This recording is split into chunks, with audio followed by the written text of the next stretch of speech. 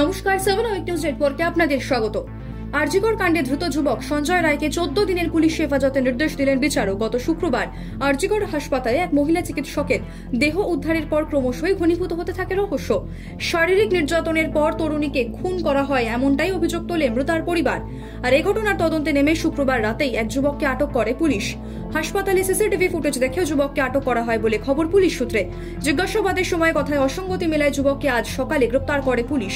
আর এদিনই শিয়ালদহ আদালতে পেশ করা হয় মহিলা চিকিৎসককে শারীরিক নির্যাতনের পর খুনের ঘটনায় ধৃত যুবককে। আর সেখানেই অভিযুক্তকে 14 দিনের পুলিশ হেফাজতের নির্দেশ দেয় আদালত।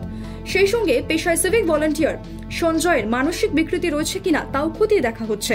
উত্তর দিনাজপুর জেলার বিভিন্ন জায়গায় বিভিন্ন সময় মাটি খনন করতে গিয়ে উদ্ধার হয়েছিল প্রাচীন দেবদেবীর মূর্তি। পরে জানা যায় সেগুলি পাল যুগের বিষ্ণু মূর্তি, যেগুলি এতদিন পর্যন্ত ইসলামপুর থানাতেই সুরক্ষিত অবস্থায় ছিল। এবার ঐতিহাসিকভাবে অত্যন্ত মূল্যবান সেই প্রাচীন বিষ্ণু মূর্তিগুলি সংরক্ষণ এবং সেগুলিকে সাধারণ মানুষের দেখবার ব্যবস্থা করা হলো।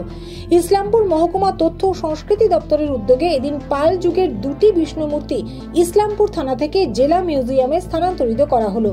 এবার থেকে নিখুঁতভাবে খোদাই করা প্রাচীন এই বিষ্ণু মূর্তিগুলি সকলেই দেখতে পাবেন উত্তর দিনাজপুর জেলা মিউজিয়ামে।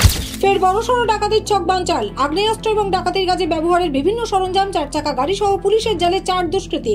পুলিশ সূত্রে জানা গেছে এদিন রাতে অশোকনগরের দিঘিরহাট এলাকায় টহল দেওয়ার সময় উদ্দেশ্যহীনভাবে একটি গাড়ি ঘোরাঘুরি করতে দেখে সেটিকে দাঁড় করিয়ে ভিতরে থাকা 4 ব্যক্তিকে জিজ্ঞাসাবাদ করে অশোকনগর থানার পুলিশ। গাড়িটিতে তল্লাশি চালালে উদ্ধার হয় গুলি ভর্তি একটি পাইপ গান, ডুপ্লিকেট নম্বর প্লেট সহ প্রচুর ডাকাতির সরঞ্জাম। এরপরেই ওই 4 দুষ্কৃতী নাজিমউদ্দিন শেখ, জাহাঙ্গীর শেখ, ফিরোজ শেখ এবং দীনবন্ধু মণ্ডলকে গ্রেপ্তার করে পুলিশ। পুলিশি জেলায় দুষ্কৃতীরা স্বীকার করেছে তারা দিঘিরহাট এলাকায় একাধিক দোকানে ডাকাতি করবে বলেই জড়ো হয়েছিল। উদ্ধার হওয়া গাড়ির 2টি মোবাইল ফোন, ডাকাতির সরঞ্জাম বাজেয়াপ্ত করার পাশাপাশি ধৃতদের 10 দিনের পুলিশি হেফাজত চেয়ে বারাসত আদালতে পাঠিয়েছে অশোকনগর থানার পুলিশ। হাসিনা সরকারের পতনের পর ইতিমধ্যেই নোবেল জয়ী মোহাম্মদ ইউনূসের নেতৃত্বে অন্তর্বর্তীকালীন সরকারের শাসন শুরু হয়েছে বাংলাদেশে। কিন্তু তবুও ওপার বাংলার সাধারণ মানুষের আতঙ্ক যে এখনো কাটছে না, সেই ছবিটাই এদিন আরো একবার স্পষ্ট হলো। এই মুহূর্তে যে ছবি আপনারা দেখতে পাচ্ছেন সেখানে দেখা যাচ্ছে সারি সারি মানুষ নদীর জলে বা নদীর পাড়ে দাঁড়িয়ে রয়েছেন। এনারা প্রত্যেকেই বাংলাদেশি, যারা কোচবিহারের শীতলকুচি ব্লকের কাশিয়ার বারুনি এলাকায় খড়প নদী পেরিয়ে ভারতে প্রবেশের চেষ্টা করছেন। এদিন মূলত সকাল থেকেই বাংলাদেশের দইখাওয়া ও কেন্দুকুড়ি গ্রামের বাসিন্দারা ভারতে ঢোকার জন্য কাঁটাতারের ওপারে ভিড় জমাতে থাকেন। খবর পেয়ে ঘটনাস্থলে পৌঁছয় বিএসএফ এর আধিকারিকরা ও শীতলকুচি থানার পুলিশ। বাংলাদেশ থেকে কেউ যাতে এদেশে ঢুকতে না পারেন তা নিশ্চিত করতে সীমান্তে কড়া প্রহরায় রয়েছে বিএসএফ জওয়ানরা। প্রয়াত পিতার জন্মদিনটিকে স্মরণীয় করে রাখতে প্রতি বছরই সমাজ সচেতনতামূলক কাজের মধ্য দিয়ে অসহায় মানুষজনের পাশে দাঁড়ানোর উদ্যোগ নেয় সোদপুরের সাহা পরিবার। এবছরও তার ব্যতিক্রম হলো না।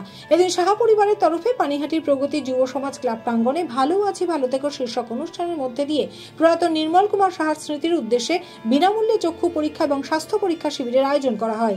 এমনকি পরবর্তীতে চিকিৎসকের পরামর্শ অনুযায়ী চোখের অপারেশনের ব্যবস্থার আশ্বাসও দেওয়া হয়, যেখানে এসে নিজেদের চোখ এবং স্বাস্থ্য পরীক্ষা করান এলাকার প্রবীণা সহ বিভিন্ন বয়সী মানুষজন। এর পাশাপাশি এবছর স্বর্ণালী এবং স্বর্ণাভ সাহা তাদের প্রয়াত পিতার জন্মদিনে আরও একটি বিশেষ উদ্যোগ গ্রহণ করে।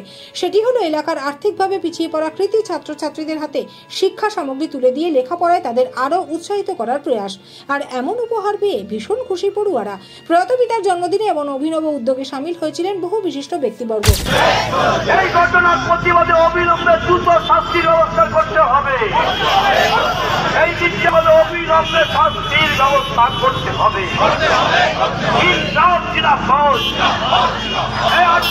এই ঘটনার প্রতিবাদে দিকে দিকে আমাদের এই মিছিল চলছে।